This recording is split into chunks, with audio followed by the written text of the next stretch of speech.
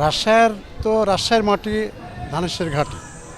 এছাড়া আপনি আগেও দেখেছেন রাজশাহীতে সব সিটগুলোই আপনার বিএনপি পেয়েছে। এবার তো আরও বেশি ধানেশের জন্য উৎসবমুখর পরিবেশ আছে।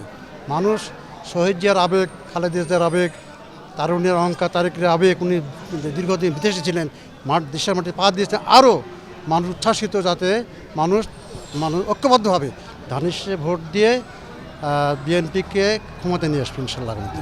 আমরা এখন পর্যন্ত আমরা দেখছি ভালো, ইনশাল্লাহ আগামীতে আরও ভালো হবে। বিএনপির আবেগ আছে, জিয়াউর রহমান আগে, খালেদা যে আবেগ আছে, তারেক রহমানের আবেগ আছে। আমরা এখানে কাজ করেছি আমরা ইনশাল্লাহ বিএনপির কাছে কোনো কিছু ঠেকবে না। সব আপনার অনেক ভোটের ব্যবধান জিতবে আর কি।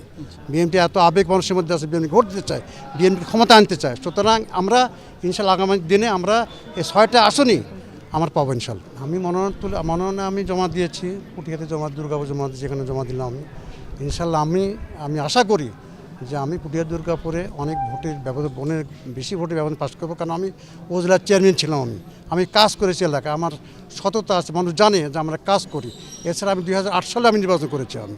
সুতরাং আমি ইনশাল্লাহ আমাদের নিজস্ব আমার আছে, নিজস্ব আমার ইমেজ আছে, আমি সততার সঙ্গে কাজ করেছি। এবং ধানেশের তো আবেগ আছেই, খালেদা যে আবেগ আছে, তারুণ্যের রহমান, তারুণ্যের অহংকার, তারেক রহমানের আবেগ আছে, সব আবেগ মিলে ইনশাল্লাহ আমাদের রেজাল্ট আগামী দিনে ভালো হবে। মাঠ পর্যায়ে তো এখনও বলা যাচ্ছে না, মাঠ পর্যায়ে ভালো আছে, আমাদের ফিল্ড ভালো আছে, আমরা কাজ করেছি, আমাদের চাহিদা আছে, 2বার আমি ভোট করেছি।